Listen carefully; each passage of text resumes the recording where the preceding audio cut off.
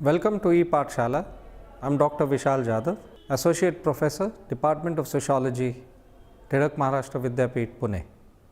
Today we are going to look at the module Weber's Conception of History, Rationality and Disenchantment, which comes under the paper Classical Sociological Theory. We have seen how Karl Marx, for instance, rooted his whole understanding and theoretical proposition in a historical perspective. He understood the history of mankind through the means and mode of production. Through a materialist history of mankind, he could understand how human society moved through various phases over a period of time. How did Weber try and understand history, and how did he utilize this whole idea of rationalization in trying to understand modernity? This particular module will try and understand Weber's perceptions on these particular issues.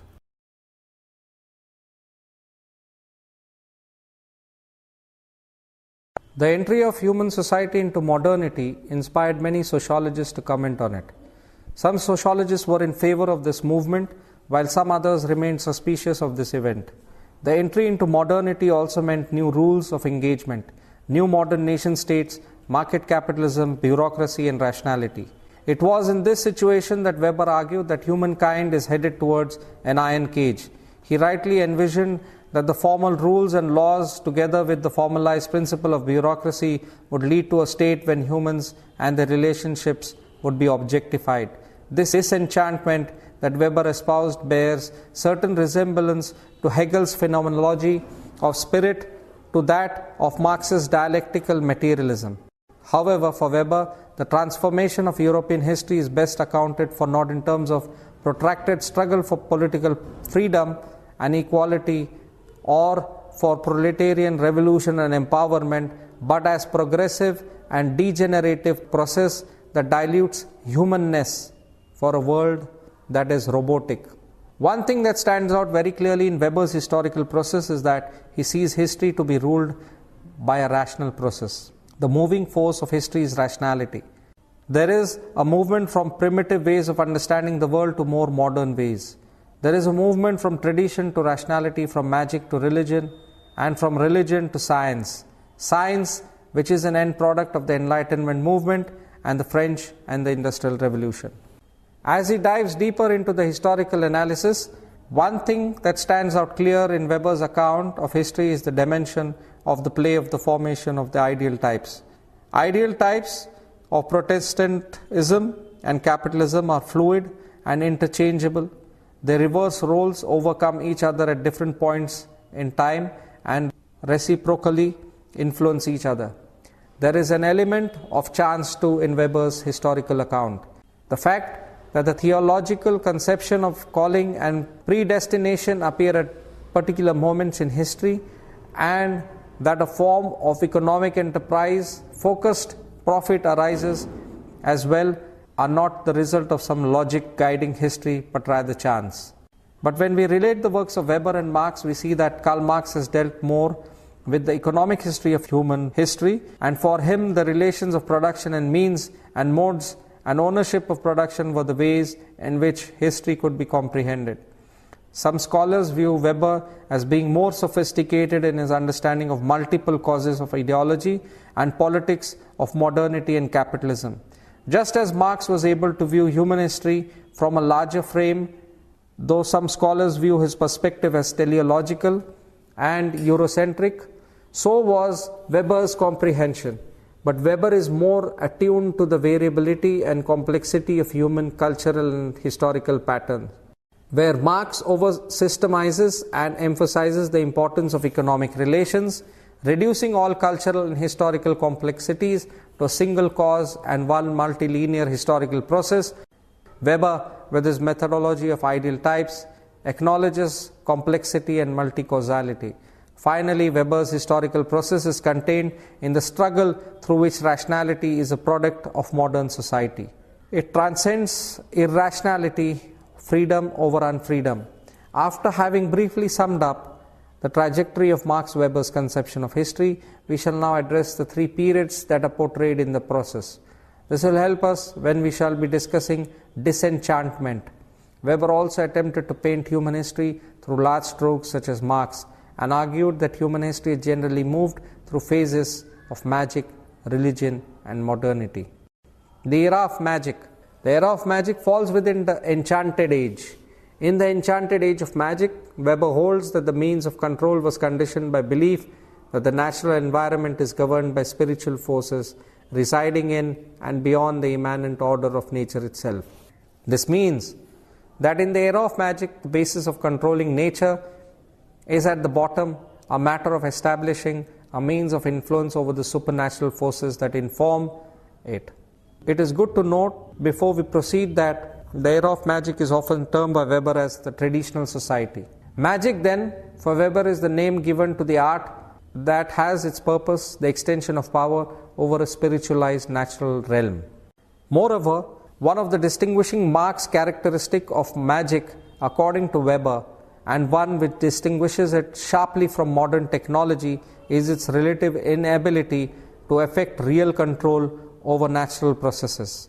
Magic, then, for Weber, is an important art. Its successes are largely fortuitous, and its failure conveniently interpreted by practitioners as signs of impedency success. One of the reasons why the enchanted world of magic yielded less results is the fact that the will to command nature's obedience is checked by an opposing will, the will of nature, or more precisely, the will of the spiritual forces that oversee the operation. The era of religion. In the rational historical process of Weber, he sees religion as a force that has changed society and stands significant. The magical world or society gave way to the religious society.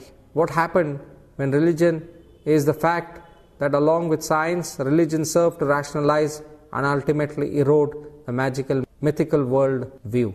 The shift in historicity at this juncture, as we have already seen in the shift from magic to religion, in the era of religion, what was at play is religion demanded a more coherent, meaningful justification of human suffering, and most important, by the enumeration of directives outlining the way of life most likely to win salvation.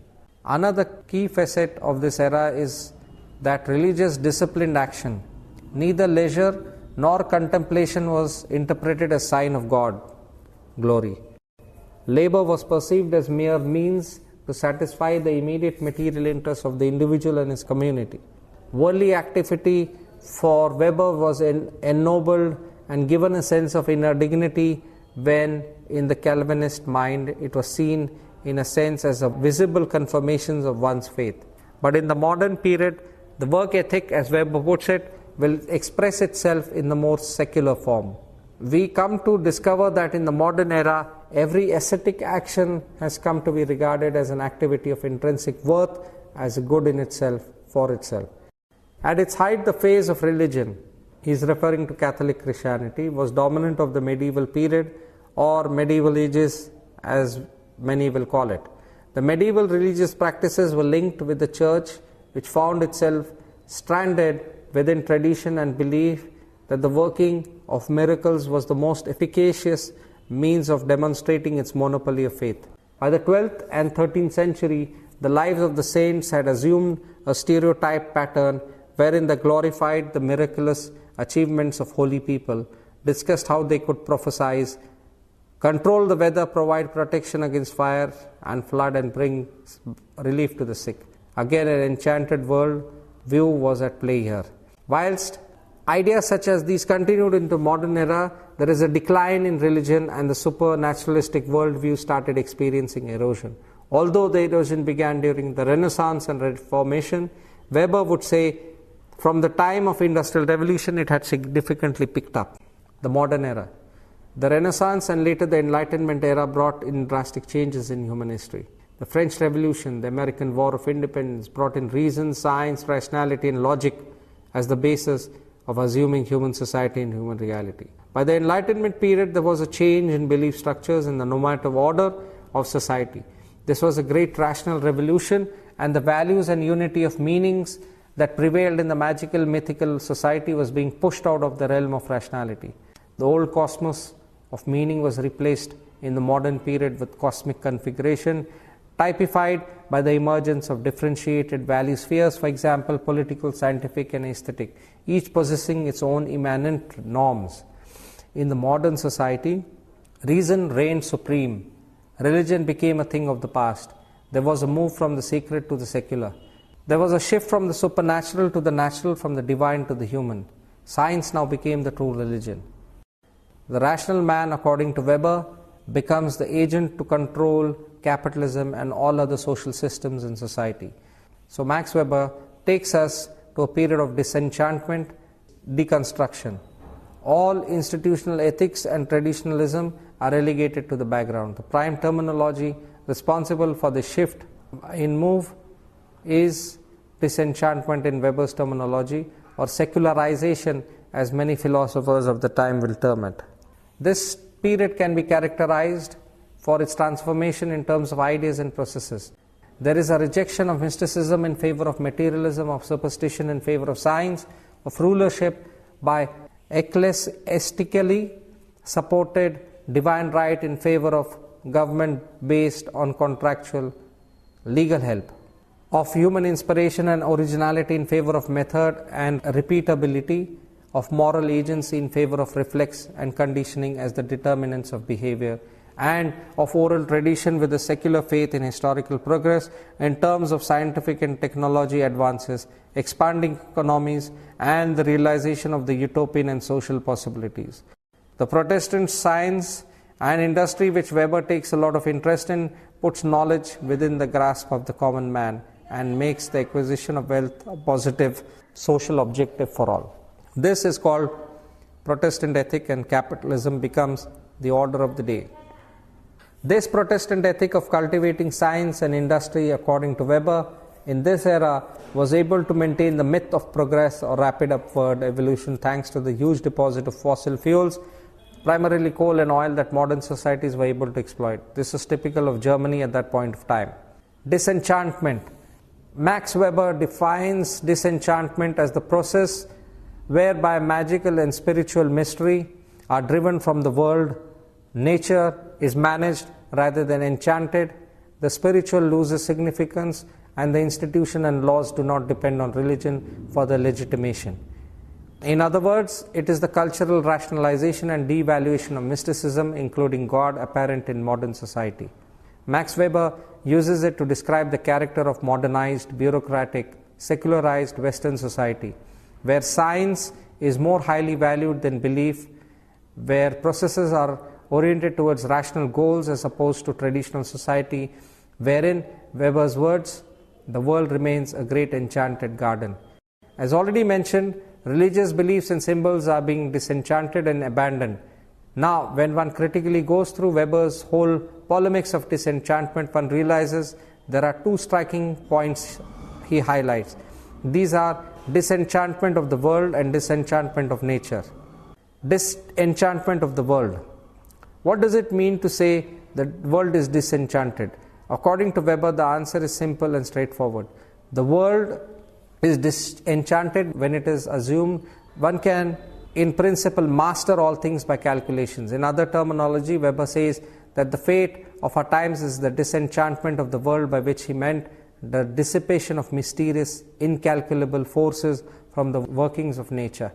He advances that an intellectualist rationalism, promoted first and foremost by the growing empirical science, had shifted people's epistemic aptitude to the world, now holding that any phenomena is noble in principle and that knowledge and mastery of the world is obtainable through technical means and calculations. The disenchantment of the world had very specific consequences for relation between science and religion.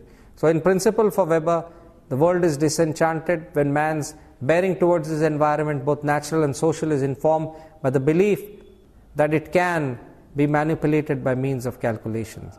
Moreover, Weber also makes it clear in his arguments that the disenchanted world, basing from what has been said in a few lines above, need no longer have recourse to magical means in order to master or implore the spirit, as did the savage for whom such mystery powers existed.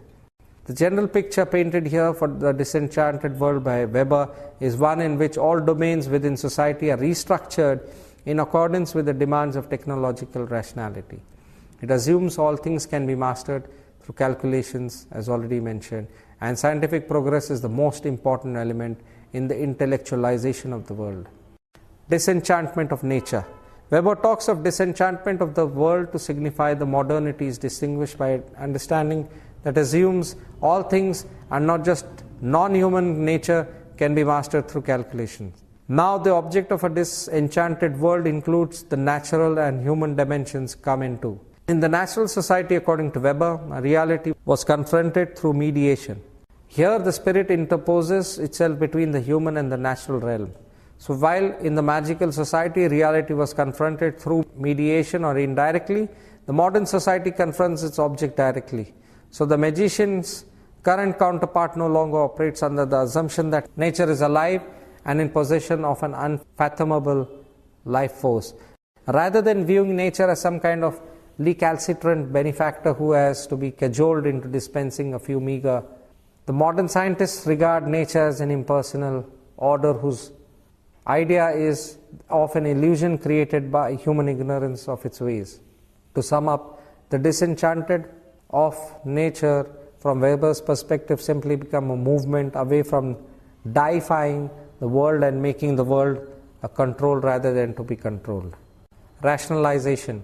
Rationalization is the movement over time away from institutional structures that engender actions based on the emotional, mystical, traditional, and religious towards institutional structures that produce actions based on reason, calculability, predictability, and efficiency.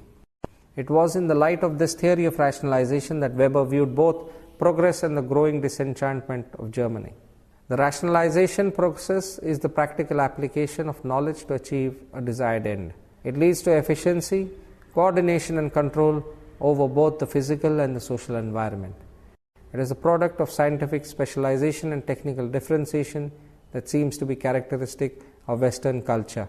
It is the guiding principle behind bureaucracy and the increasing division of labor, as Weber will put it. It has led to the unprecedented increase in both the production and distribution of goods and services. It is associated with secularization, depersonalization, and oppressive routine.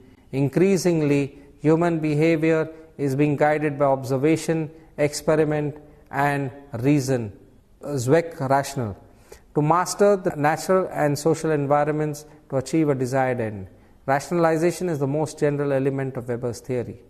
He associates it with depersonalization, oppressive routine, rising secularism, as well as being destructive of individual freedom. Formal rationality. Formal rationality refers to reasoning processes that determine the means necessary to attain an intellectual operation, focusing exclusively on the means.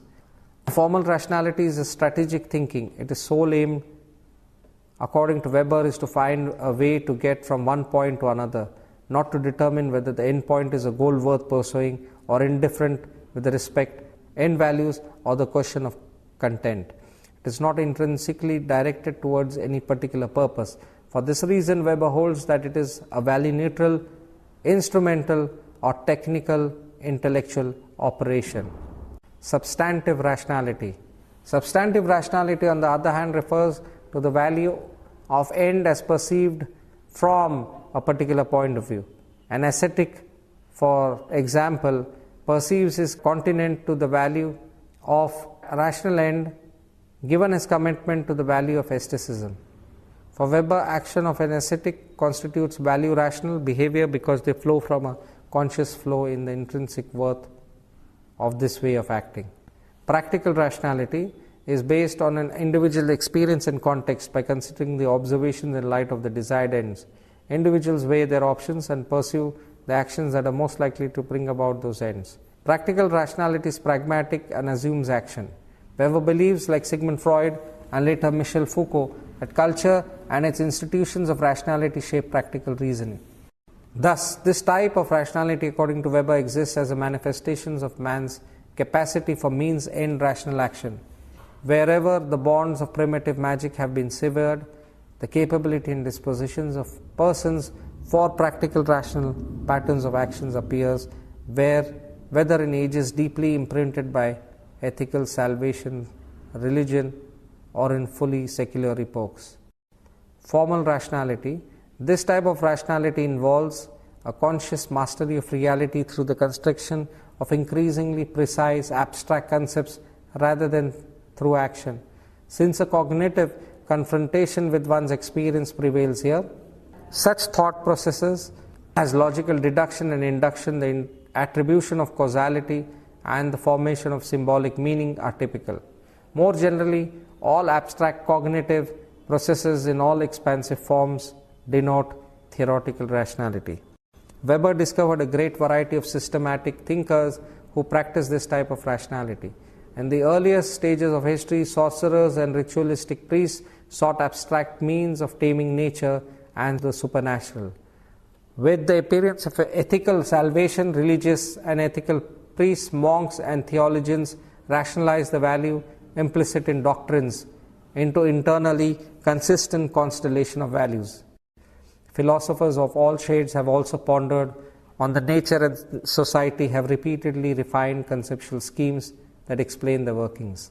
Theoretical rationalization process may also be carried out by judges who interpret the incipient worldview found in political constitutions, or by disciplines of revolutionary theorists, such as those that have been continually arising to refine Marxian doctrine.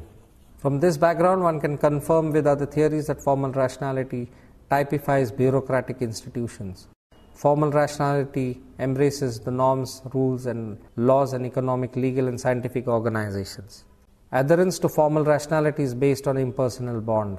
This bond, sometimes Sigmund Freud calls guilt and Michel Foucault terms discipline, imposes adherences and action. Formal rationality is the most coercive rationality and the most prevalent in social structures.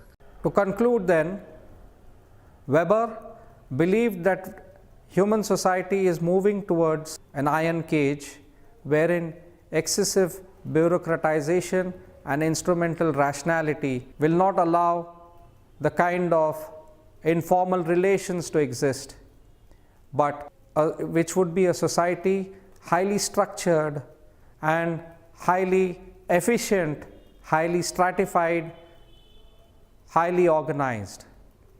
And he uses the term disenchantment to also show how everything in the past, of course he uses this in a positive way, but he shows how magic, religion, etc.